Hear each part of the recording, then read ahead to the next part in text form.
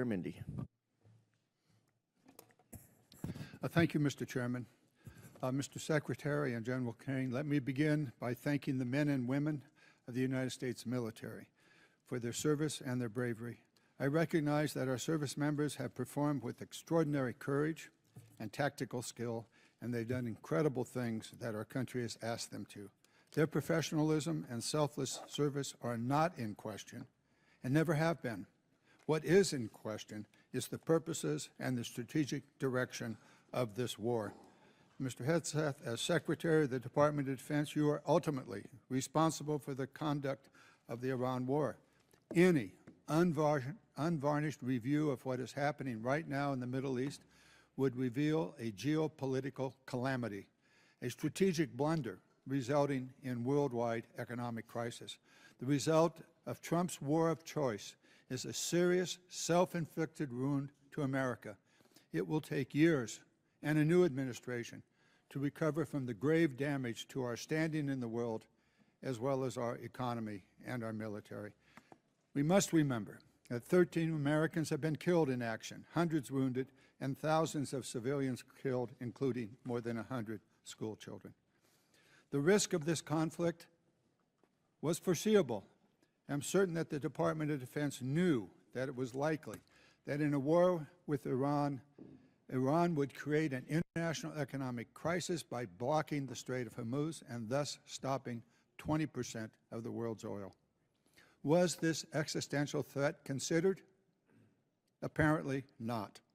During the 60 days of Trump's Iran war, critical munitions have been expended at an alarming rate, depleting magazine levels below what is thought necessary to hold China at bay. It will take years and tens of billions of dollars to restock. A significant part of the necessary Navy and Marine force in the Pacific has been removed and sent to support the Iran war. Our support of Ukraine has suffered as supplies and defense systems are diverted to the Iran war. America has lost irreplaceable aircraft, radar systems, and strategic bases have been shown to be vulnerable. The continued lengthy deployment of ships, equipment, and personnel has sacrificed readiness.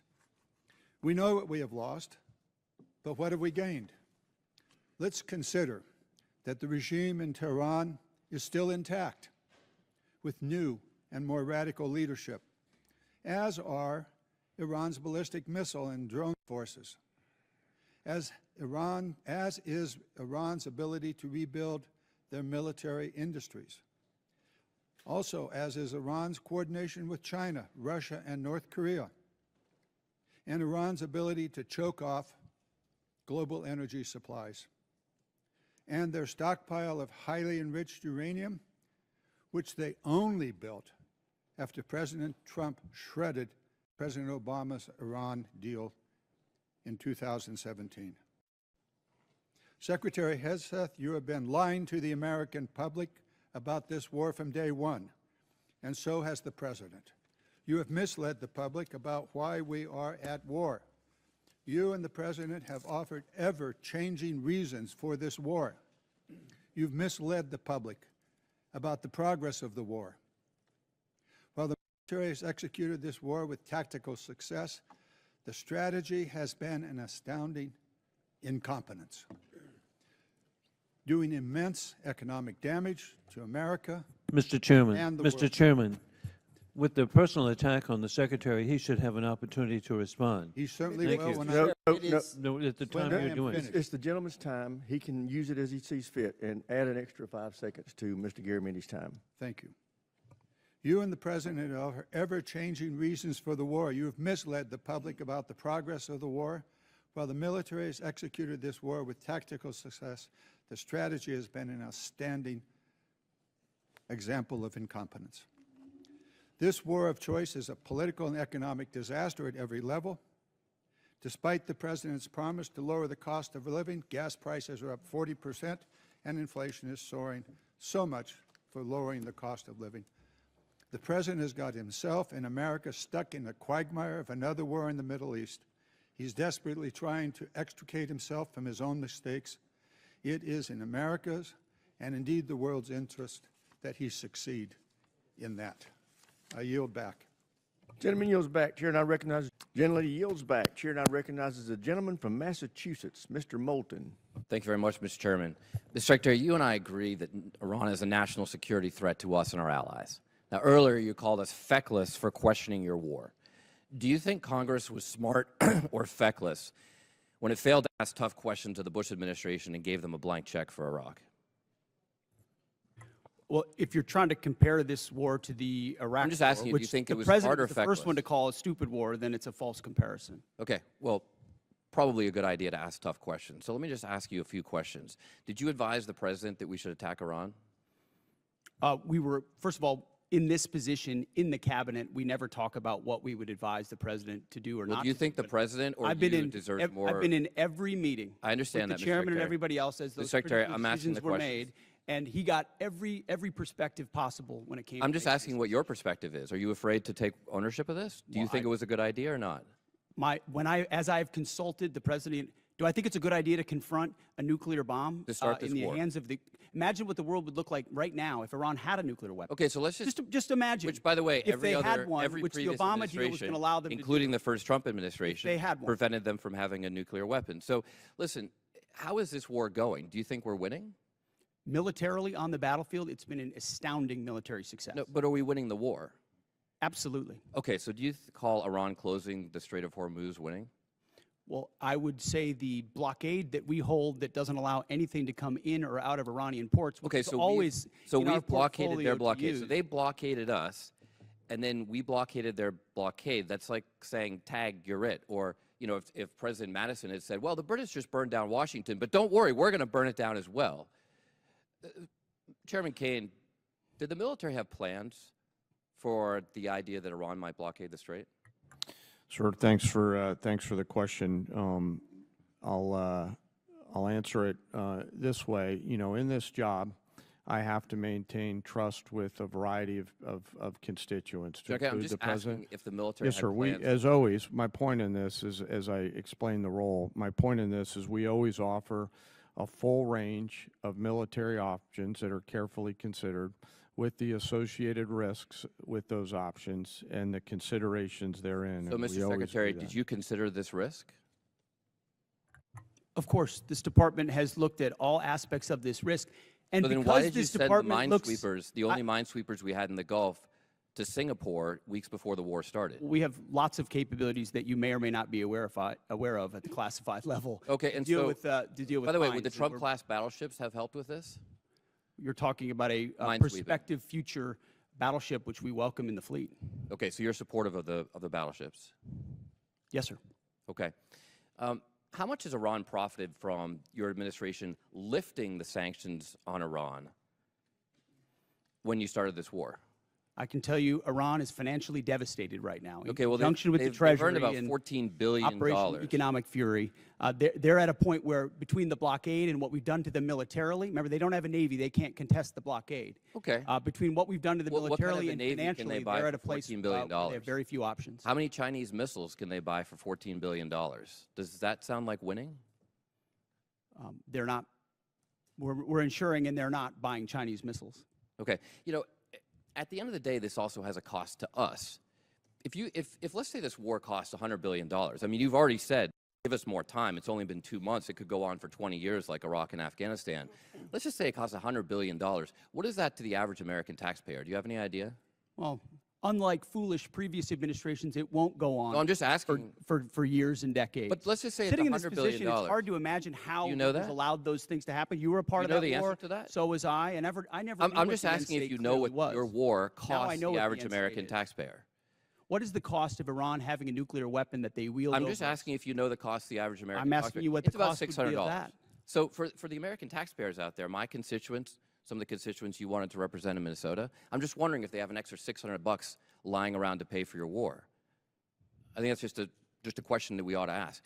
Now, quickly, on March 13th in a press conference, you said, we will give them no quarter, no mercy. In order for no quarter or no survivors is a war crime under the Geneva Conventions. You understand that's murder. Do you stand by that statement? The Department of War fights to win, and we ensure that our warfighters have the rules of engagement necessary to be as effective Okay, so as just to humanly be clear, possible, you which called they are. Democratic members of Congress to be tried for sedition for reminding our troops to follow the law. But when you tell them to commit a war crime, you stand by yourself. For insinuating that the laws that Mr. we're giving them are Gentleman's unlawful. time's What a expired. great Chair guy. now recognizes the gentleman from Tennessee. Thank you, Mr. Chair, and thank you, General Kane, Mr. Hegseth, and hers for being here today. I associate myself with the comments of Ranking Member Smith and Mr. Garamendi, so that I won't repeat a lot of what has been said.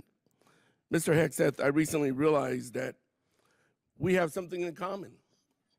I'm also a fan of Pulp Fiction. And no, the movie is not an accurate portrayal of the Bible. You know what I'm talking about. This president and his administration have claimed to be the most transparent of all time.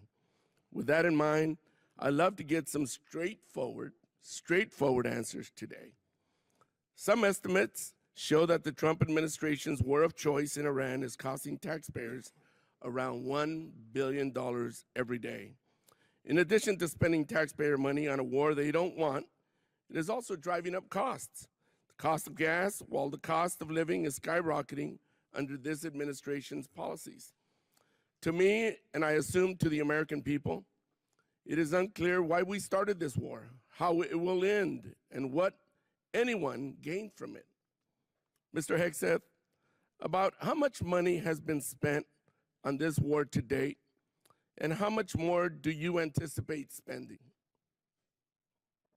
Well, as our comptroller laid out, the estimate is less than $25 billion at this point as far as an expenditure. And the question I would ask this committee is, what is it worth to ensure that Iran never gets a nuclear weapon, considering the radical ambitions of that regime? I mean, almost every member of this dais at some point has said, whether it was Thank you for your answer. I'll proceed to Iran my can next never have a question. nuclear weapon. Thank you for your answer. President Trump is the one that's willing to make sure it doesn't happen. Supposedly, we had taken care of the nuclear capability last time around. And now this war, we're at it again, because obviously we said we did, but we didn't. In a way that We know, the United States military can do. I want to reclaim Yes. my time. We know that the cost of oil and gas has gone up as a direct result of this war, and the American people are feeling that pain at the pump. In an attempt to alleviate the high price of gas caused directly by this president, he lifted sanctions on Russian oil. The way I see it, this is a massive gift to Putin and Russia's struggling economy.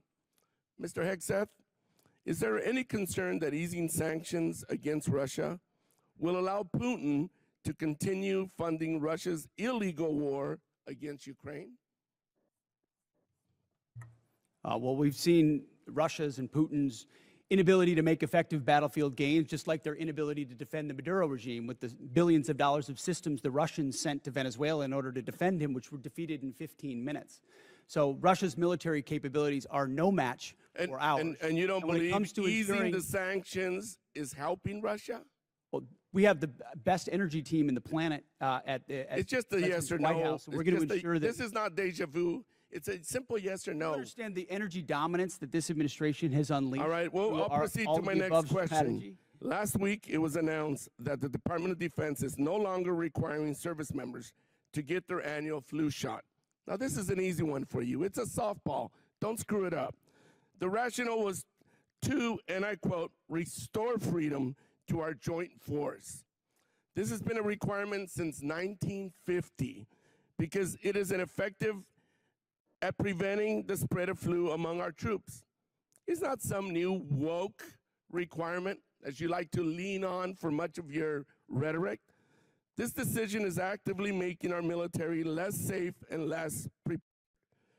Mr. Hegseth, at this time, are there plans to remove the mandatory requirement of other vaccinations like measles, mumps, and polio? We made very clear in our announcement that it applies to service members having a choice as it pertains to the flu vaccine. Don't you think that's a little reckless?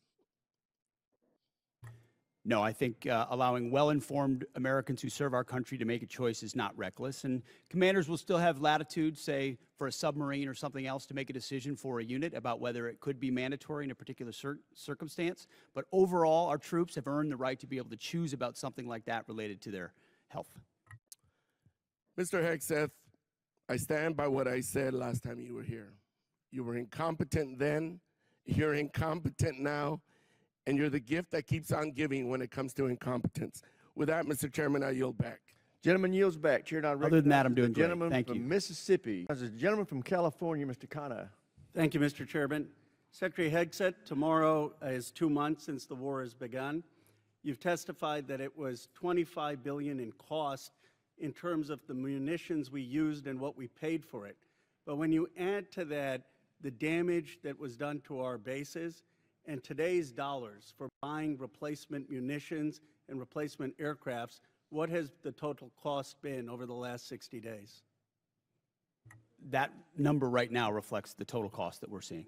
Including buying in today's dollars the new weapons and replacements, and including the damage there? That's your testimony? If there's under oath? adjustments to that, I would defer to the comptroller on that. And how much are you seeing in terms of, are you asking in terms of supplemental funding just for the Iran mission from this committee?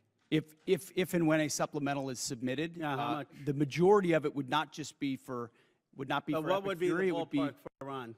munitions related to the entirety Just of a what number, we want to sir. get done. A number, what would you submit? What are It you would be requesting? within the, on Iran, it would be less than $25 billion, but there's a lot more we would ask for beyond Oh, just Iran. you're saying it's considering- $25 billion. Okay, I would just, if you Okay. come back, you want to revise those numbers, because all the experts are disagreeing with you when it comes to today's dollars and damage, but you can revise it. How much did it cost American taxpayers in terms of the strike to the Iranian school where kids were killed? Do you have that number?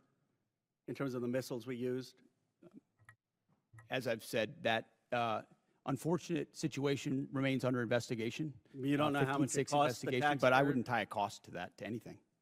It's a reasonable question, no, sir? I mean, our taxpayer money was going there. Do you know how much it will cost Americans in terms of their increased cost in gas and food over the next year because of the Iran war? I would simply ask you what the cost is of an Iranian nuclear I'm bomb. going to give you that I opportunity. would simply ask you what the, Yeah, you're but playing gotcha sir, questions sir, about no, it's domestic not. things. I'm not. You're saying it's a gotcha question to ask what it's going to be in terms of the increased Why cost won't of you gas answer what and it food? costs to prevent Iran from getting a nuclear bomb? I give you that, sir. But let me. What if you would could it just cost? ask my- What would you pay to ensure Iran doesn't but get a nuclear can you- bomb? Do you? What would sir, you pay? I reclaim my time. Do you not know? You had no one do the analysis of what the increased cost of gas and food on the American people are going to be? What is the cost Let of me- let Iran me give holding you the that number. straight at Let me issue give with you the nuclear number. weapons? It's $631 billion, which means it's an increase of $5,000 a year for American households. Now, let me give you this point. You're saying that your operation is preventing a nuclear Iran. Will you acknowledge that there is an economic cost to the American people for doing what you believe is necessary to make Iran denuclear? Will you acknowledge the economic cost? We have an incredible economic team that's managing this better than Yeah, but what the previous but administration did to acknowledge our that- economy, to acknowledge what the there's a previous cost. administration You- did you with don't even inflation, know what the- you know what what's the previous upsetting? I reclaim administration my did with time. You know, COVID, Secretary- and you're going to Secretary, lecture this I reclaim administration my about time, the sir. economy? You know what is upsetting to me? Incredible. You didn't even do the analysis on how much it's costing the American people. It's one thing if you said, okay, it costs the American people $5,000, but we think it's worth it. That's what we've done in World War II and other wars. Here's what it costs. You got to pay for it. You don't even know what the average American is paying. You don't know what we paid in terms of the missiles that hit the Iranian school. You don't know what we're paying in terms of gas. You don't know what we're paying in terms of food. Your 25 billion number is totally off. It's the incompetence. It's the incompetence. Let me ask you this. Certainly, maybe here we'll find agreement. There was still 440 pounds of low-enriched uranium, correct, when President Obama, after the JCPOA? Is that accurate? The amounts and types are classified. Okay. Will you acknowledge that there were 970 pounds of uranium enriched after Trump tore up the JCPOA? The JCPOA was a terrible deal that allowed Iran a path to I a know nuclear bomb. You deal with vague platitudes. I'm asking you about numbers. Like, you don't know what gas costs, you don't know what food costs, you don't know what the operation costs. You know, I get sound bites, but how about numbers? Do you know how much the enriched uranium was after you ripped up the JCPOA? Trump did. I'll give you a number. I know that, as was stated by early on, the price of gas is twice as expensive in California, your home state, as anywhere else in the country because of the horrible policies your state pursued. You know what? It used to be that that type of stuff worked. And then you started to lose the people that you campaigned you wanted to be for, because you said you wouldn't get us into bad wars. You said you would bring down the prices. You know what I'm sad for? I'm sad for all the people who voted for Trump. I'm sad for them because you betrayed them. You betrayed a lot of that MAGA base. And you know who knows that? J.D. Vance knows that. Gentleman's time's expired. Chair now upside recognizes down the gentleman from Nebraska, Mr. Bacon. Thank- Mr. Crow. Thank you, Chairman. Mr. Secretary, I want to go in a little bit different direction. Timothy Parlatore served as your private attorney, correct? Correct. And Mr. Parlatore also served as private attorney for President Trump's campaign, correct? I'm not privy to every professional position that he's held. Well, I'll help you out. He did. And you appointed Mr. Parlatore as your senior advisor, correct? He does reserve duty on behalf of the Navy. His He title does is great senior work. as an advisor. You gave him that title, correct? And I would count him as very much an advisor of mine. Yep, he travels with you, correct? Tim Parlatore has been a long-term friend. He's a great patriot. He travels has with you. traveled That's not what me. I He asked. I serves the reclaim my country, time. and He he's an travels excellent with you, military doesn't lawyer. he? He travels with you, doesn't he? Correct? There's public Instagram that shows this. Just say yes. Yes, of course. Okay. He sits in meetings with you and advises you, doesn't he? He sits in some meetings on Yeah. occasion. Well, he maintains a desk in an office in the Pentagon, does he not? I'd have to check. You don't know? It's a big Pentagon. You directly commissioned Mr. Parlatore in the Naval Reserve as a Navy commander in March 2025, did you not? I was very proud to do so. And when you did, because he's a Navy Reserve officer, he didn't have to go through the PPO process, the White House Presidential Personnel Office, right? He wasn't vetted by a White House PPO. Uniformed service members don't get vetted by. The answer is yes. He didn't have to be vetted by a White House PPO. He didn't go through the Senate confirmation process either, did he? The answer is no. I don't know what you're getting to, but Tim is a fantastic. I'll tell you what I'm American. getting to. The He does answer is great no, work. right? He does great work. Okay. He didn't maintain a security clearance when you appointed him as special advisor. Is that right? I'd have to check. You don't know?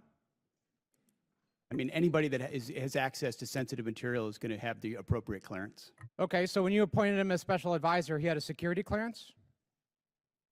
I don't. You're trying to piece together a timeline. No, I'm that asking I a can't simple give you question. exact One of your dates for. special, most sensitive advisors, did he have a security No, clearance? you're when you- playing a gotcha game like you do on TV I'm and asking everywhere else. questions. You're trying to thread together details that clearly you're aren't connected about concerned. something else. and- Clearly you're concerned about my line of questioning, aren't you, Mr. Secretary? Because you know where it's going, don't you? I think you do.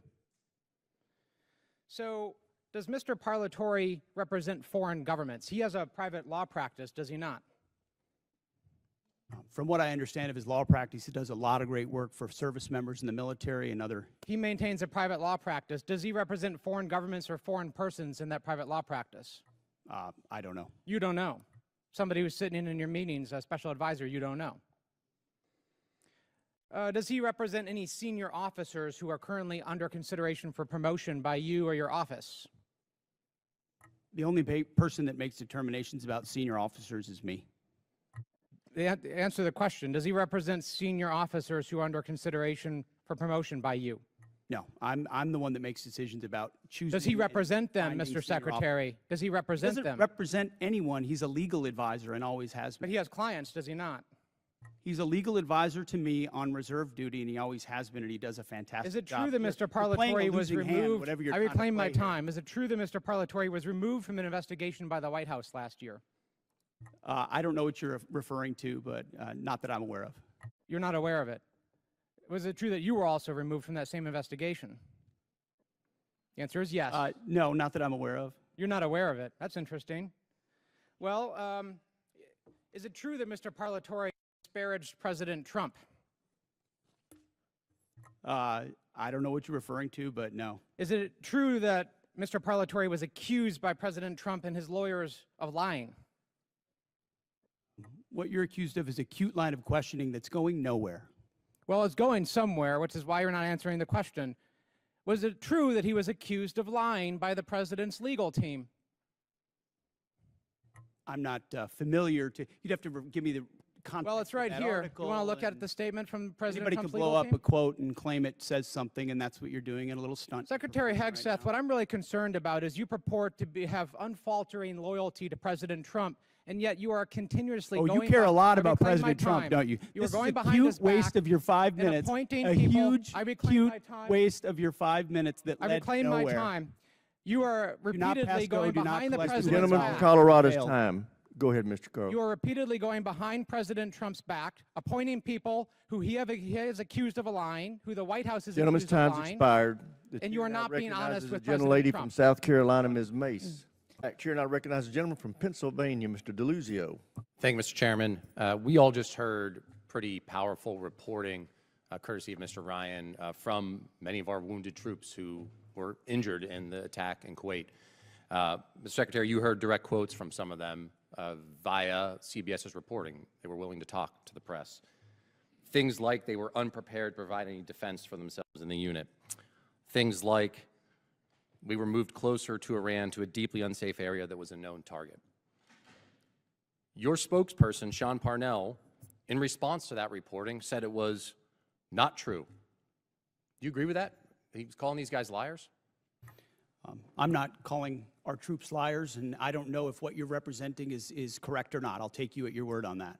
But all I know is that we took every effort possible at the commencement of this campaign to ensure the defense of our troops, to include moving them off of known bases to places that were not known, and we had intel understood, intel Secretary, were not known, and then those were fortified with bunkers and other fortifications with theater air defenses. Was our concern that something could I'm going to leak pause you through? there. I'm going to give you a chance. Absolutely. Secretary, But I'm going to you're give you a chance. disparaging me that I don't care. I'm about the asking you whether you passing think of- they're No, liars or not. You That's what I and asked you you. are disparaging me that I don't care about the passing of our troops. Nope. That I asked think if you our thought troops they're are- liars, Secretary. That's disparaging and reclaim my smearing time. in every way. Nobody cares more about Gentlemen, the fate of our troops. Nobody cares Mr. about the health Mr. of our troops. Mr. Secretary, Nobody wants to bring them all hope Mr. more than I do. Secretary, What I you're doing understand, but is he insinuating controls the you don't care. time. He controls the time. You get to control your answer. And the gentleman's If we're allowed to answer. Mr. Chairman, thank you. Secretary, my question was clear, whether you thought they were liars or not. You don't seem to want to answer it. We can move on. The other part of what your spokesman said, and you just reiterated here, was that, and I'm quoting your spokesman, every possible measure has been taken to safeguard our troops, end quote. You mean to tell us, and I'll give you a chance to clarify, there is not a single additional thing you could have done to protect those troops who are now wounded, 6 of whom are dead? I'm telling you that as a department, we did every conceivable thing at my level and every echelon down to ensure the maximum force protection for our troops. We live in a dangerous world, in a dangerous place against a determined enemy that can't have a nuclear weapon, and that requires sacrifice and risk. And it tragically, in this case, it meant 6 Americans lost their lives and others were wounded. And we all know that, and that's part of the cost. But it does not mean we didn't care, and it doesn't mean we didn't I commit. didn't ask you that, It doesn't mean we Secretary, and I'm didn't not do saying that. everything What- possible, which we did. But let's be clear about what was done. There were T-walls there, essentially. There was no overhead protection. The known threat in that environment, and I think we all here understand it, is overhead drone strike. There was no protection for overhead drone strike. So I'm struggling to understand how your answer and your spokesman's answer is that every possible measure was taken. We can move on. Mr. Chairman, and Chairman Kane, I want to ask you something on a different topic. Folks at home know you're the senior military officer in our armed services. They may not have as much of understanding of your role in the chain of command. You're outside the operational chain of command, but you are the President's and the Secretary's senior military advisor. So I want to ask a very basic thing, what you would expect our commanders in the field, our troops to do should the enemy lay down their weapons and try to surrender. What would you expect commanders in the field to do?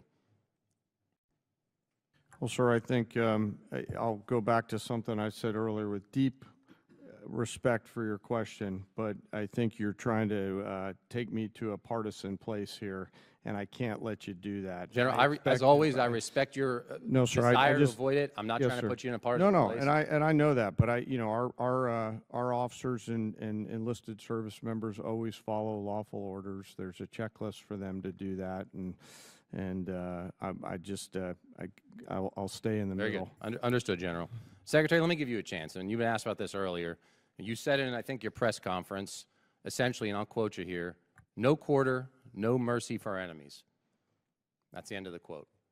Is your guidance that you expect our troops in harm's way if there's a foreign enemy surrendering, laying down their arms. They're supposed to provide no quarter and kill them? You denied it, but you were indeed trying to take the chairman to a partisan place. That was General Milley. That was the previous administration, which played politics. We don't play that It's a way. simple